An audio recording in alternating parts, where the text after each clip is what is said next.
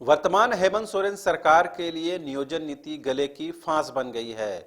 सरकार के लिए ना तो ये निगल पा रही है और ना ही इसे उगलते हुए बन रहा है। ऐसे में सरकार जो जिद कर रही थी कि 1932 के आधार पर ही सरकार आगे बढ़ेगी, अब वो सरकार 2016 से पहले की नियोजन नीति पर बात करने लगी है। हालांकि पिछले दिनों ही कैबिनेट ने कई महत्वपूर्ण संशोधनों पर मंजूरी दी है, जिसमें खास करके 10वीं और 12वीं को झारखंड से पास करने की बाध्यता को समाप्त कर दिया गया है। साथ ही क्षेत्रीय भाषाओं की सूची में हिंदी, अंग्रेजी और संस्कृत को शामिल कर दिया गया है। इतना ही नहीं, स्थानीय भाषा, रीति रिवाज, संस्कृति को जानने की बाध्यता यानी कंपल्शन को भी खत्म कर दिया गया है। ऐसे में साफ है कि झारखंड के बाहर के छात्र भी अब इस नियोजन नीति के तहत यहाँ की सरकारी नौकरियों पर काबिज हो पाएंगे। लेकिन बड़ा और अहम सवाल यह है कि कैबिनेट की मंजूरी मिलने के बाद इसे विधानसभा में प्रस्ताव के रूप में यानी विधेयक के रूप में भी लाना पड़ेगा। उसके बाद ये राजभवन जाएगा और वहां के बाद फिर इसे धरातल पर उतारा जाएगा। सत्ताधारी दल के ही विधायक है लोबिन हेम्ब्रम, जो सरकार की मंशा को लेकर के सवाल खड़े कर रहे हैं कि सरकार कैबिनेट से पास तो करा दी है, लेकिन कब इसे सदन की मंजूरी दी जाएगी। इन तमाम विषयों पर बात करने के लिए हमारे साथ मौजूद है हमारे सहयोगी मदन, जो आपको तफसील से पूरी मामले की जानकारी देंगे। आखिर एक बार कैबिनेट से संशोधन को मंजूरी मिल गई तो नेक्स्ट स्टेप इसका क्या है और पूरी विधायी प्रक्रिया क्या है, कब ये इंप्लीमेंट हो पाएगा? देखिए, पूरा प्रोसेस वही है जैसे कि आप कैबिनेट से मंजूरी के बाद विशेष सत्र बुलाते हैं और फिर विधानसभा से उसे पारित कर राज्यपाल के पास भेजा जाता है और फिर राज्यपाल के मोहर के बाद ही वो कानून बन पाता है। ठीक उसी तरह जब ये न्यायालय से रद्द हो गया, उसके बाद फिर से या राज्यपाल ने संशोधन के लिए भेजा, तो अब फिर वही प्रक्रिया है। जैसे आप कैबिनेट से पास किए हैं, उसको तुरंत विधानसभा ले जाना होगा, विधानसभा में सर्वसम्मति से उसे पास कराना होगा और फिर राजभवन को भेजा जाएगा।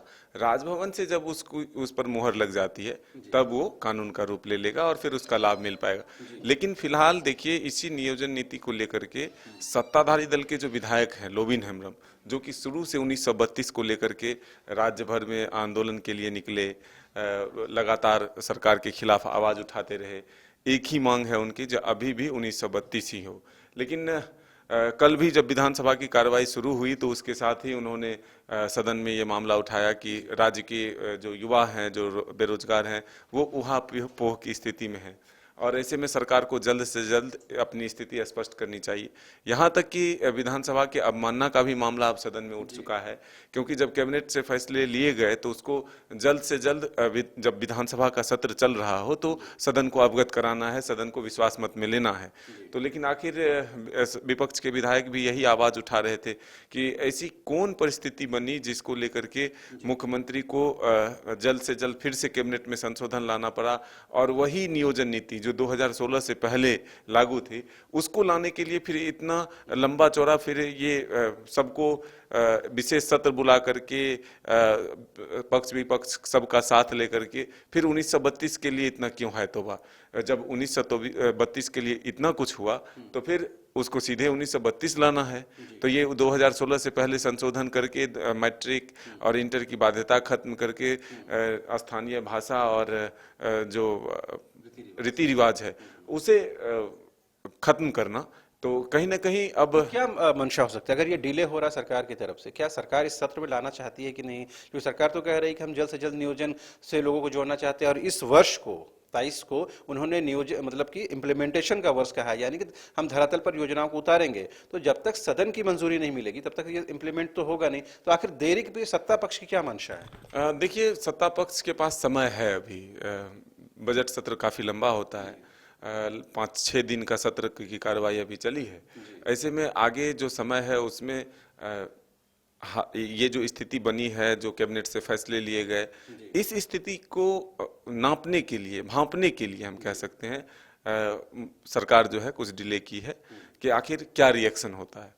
भले ही सरकार ने पहले एक सर्वे करा लिया, सर्वे के आधार को मानते हुए वो इम्प्लीमेंट कर रहे हैं, कैबिनेट में फैसला ले रहे हैं कि भाई हमारे पास जो सर्वे रिपोर्ट है उसके आधार पर हम फैसला ले रहे हैं। सरकार अपना जान बचाने की भरपूर कोशिश कर ली है। लेकिन अब ये है कि सदन जो बाधित होगा या हंगामा होगा, ये तमाम चीज़ों को देखते हुए सत्ता पक्ष भी अपनी रणनीति के तहत उसे आखिरी वक्त में सदन के पटल पर लाएगा। सवाल ये कि हम भी लोग भी इस सवाल को नहीं उठा रहे, कुछ सत्ता पक्ष के अगर विधायक लोबिन हेम्ब्रम सवाल उठा रहे तो जाहिर सी बात है सत्ता कहीं सरकार को सोचने के लिए मजबूर होना पड़ेगा। अब ये लग रहा है कि सरकार के लिए भी बहुत ज्यादा वक्त नहीं मिलेगा, उनको भी जल्द से जल्द डिसीजन लेना है और कहीं ना कहीं सदन में उस बात को पारित कराना है। हाँ, बिल्कुल। अब ये तो सरकार की जिम्मेदारी है ही कि अगर सत्र चल रहा है और जिस तरह से लगातार सदन की कार्रवाई कल बाधित हुई, सत्ता पक्ष के और विपक्ष, सत्ता पक्ष के लोबिन हेम्ब्रम और विपक्ष के तमाम विधायक सुदेश महतो तक खड़े होकर के पूरी तरह से इसको लेकर के आवाज उठाए, तो यह स्पष्ट है कि अब सरकार को घेरने की कोशिश इसमें होगी। तो सरकार को जल्द से जल्द अपना स्थिति विधानसभा में स्पष्ट करना होगा कि आखिर देरी। लग रहा है कि रामगढ़ बाय इलेक्शन में जो सेटबैक मिला है उससे भी सरकार कहीं ना कहीं थोड़ा डिस्करेज हुई है। अब देखिए, अब सारी चीजों का अवलोकन हो रहा है, क्योंकि 1932 ही आधार था और मुख्यमंत्री जब चुनाव प्रचार में जा रहे थे तो लगातार ये बातें कर रहे थे कि जो 32 की बात करेगा, जो खतियान की बात करेगा, वही झारखंड में राज करेगा। तो फिर जब ये सारी बातें हैं, झारखंड के युवाओं को मौका देने की बात, भरपूर उपलब्धियां भी गिनाई जाती रही, तो फिर कहीं ना कहीं रिजल्ट अगर अपोजिट है तो सरकार को मंथन करने की भी जरूरत है कि, और उसी के आधार को मानते हुए, और जो सर्वे है, जो उनका वोट बैंक है, हर पहलू को विचार करते हुए सरकार जल्द से जल्द अपना एक आगे कदम बढ़ाते हुए उसे विधानसभा के पटल पर लाएगी। तो आपने सुना किस तरह से सत्ता पक्ष की तरफ से ही जब ये सवाल उठने लगे तो जाहिर सी बात है सरकार के लिए सांस लेना भी मुश्किल हो जाएगा। आपको बता दें यही लोबिन हेम्ब्रम है जो हमेशा स्थानीयता के विषय पर या भाषा के विषय पर या आदिवासियों मूलवासियों के विषय पर मुखर आवाज उठाते रहे हैं। अब इस बात को लेकर वो आवाज उठा रहे हैं सदन के अंदर और सदन के बाहर कि अगर नियोजन नीति के संशोधन को कैबिनेट की मंजूरी मिल गई है तो उसे कब सदन की मंजूरी मिलेगी, क्योंकि जब तक सदन की मंजूरी नहीं मिलेगी उसे धरातल पर उतारा नहीं जा सकेगा। जाहिर सी बात है लोबिन हेम्ब्रम की बातों में, उनके तथ्यों में दम तो जरूर है। फिलहाल आप देखते रहिए न्यूज़ बाइस्कोप। वेलकम टू चाचा मामा दंगल। हास्य अदाकार संजय मिश्रा से गुजारिश है कि वह अखाड़े में कूदे और फुलटूस को ट्रॉफी से नवाजे। लगता है समाधि ले ली।